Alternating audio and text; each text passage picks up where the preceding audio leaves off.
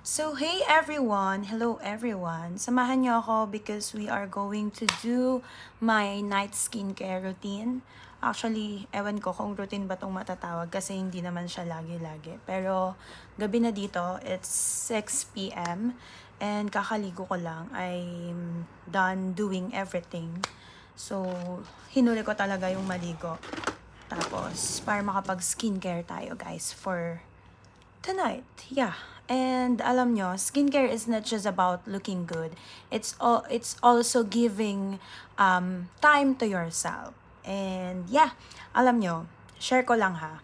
Ayan, kung nakikita nyo yung mata ko, nagka-sty ako. Sty is kulitio, nagkakulit. So, ayan, 'di ba? Ang laki na ng sty ko. Kasi, 3 days na yan, guys. And alam nyo, I realize na minsan tayo rin yung may kasalanan kung bakit tayo nagkakaganyan. Hindi totoo na kapag nagkaroon ka ng sty or kuliti, ay nanilip ka. Wala naman akong sinilipan pero nagka-sty ako guys. Pero, kasi kasalanan ko yan. 'Di ba usually guys, nakikita nyo ako, naka-eyelash extension ako. Madalas ako mag-eyelash extension kasi ayoko mag-mascara, ayoko mag-wing eyeliner.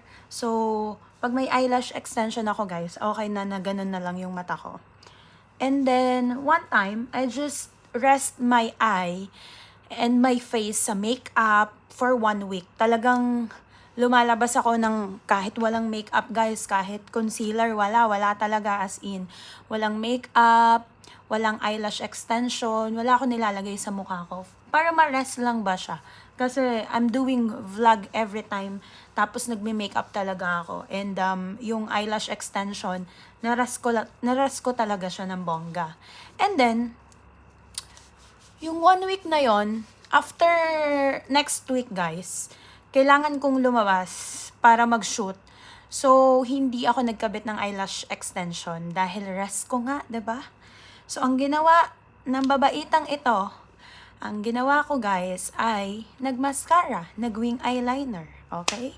And then after that, ginabi na akong makauwi, natulog na. Hindi na naghilamos, 'di ba? So, ayan yung nangyari.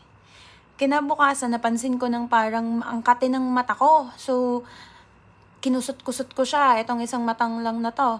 Tapos, the next day, meron na siyang maliit na bintog. Kaya, kahapon, bumili na ako ng ointment dahil parang kasa-search, cold compress, warm compress, ay wala, andyan pa rin siya. So, bumili ako ng ointment, guys. Tapos, mali naman pala yung paglalagay ko ng ointment. Alam niyo yon.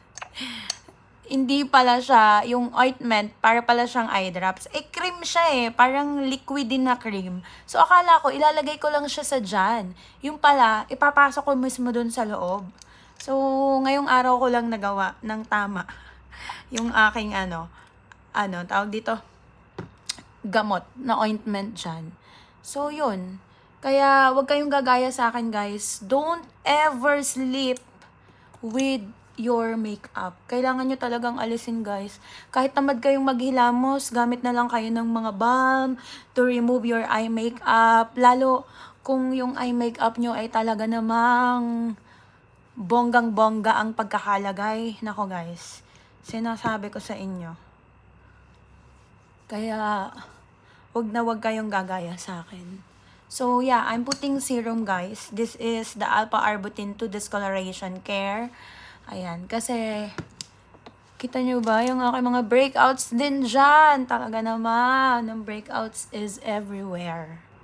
Alam nyo, everyday, kahit wala akong talagang yung work talaga, dahil kong ginagawa sa buhay, alam mo yun, maggagawa ng content, makikipag-usap sa mga brands, emails, DMs, sa WhatsApp, sa Instagram. Yun na yung pinaka-work ko talaga eh. Intinin ko pa yung YouTube ko, then syempre yung family ko, makikipagkamustahan, yung responsibility ko sa asawa ko, yung mga ginagawa ko, like magluluto, maglalaba dito sa bahay and everything, and yung ministry. So, minsan nakakalimutan na natin yung self natin, 'di ba? Kahit kayo dyan, na meron kayong sobrang kabisihan na ginagawa, and nakakalimutan nyo na yung sarili nyo. And for me, yung simpleng skincare routine, reminder na you also deserve care. Nagtanong sa akin, ano daw ba yung best na skincare routine? For me kasi para sa akin, hindi kailangan na mahal.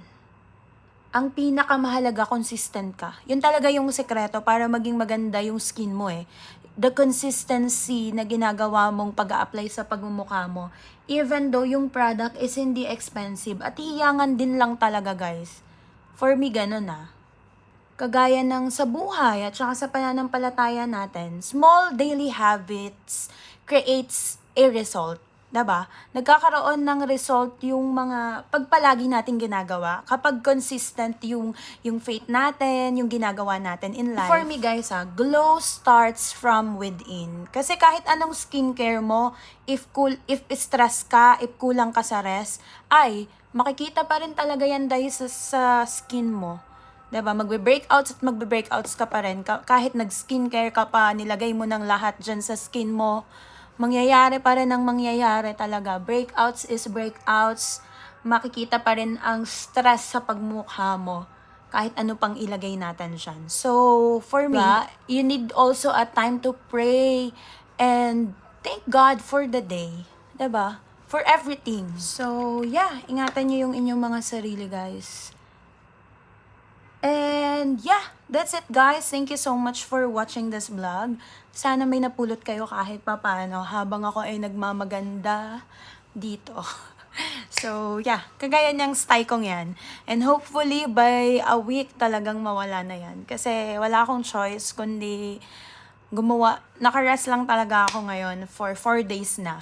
And wala akong choice kundi gumawa ng vlog for next week dahil marami akong pending. So, yeah. Thank you so much for watching this vlog. Don't forget to like, share, subscribe, and click the notification bell for more upcoming videos. Bye, everyone!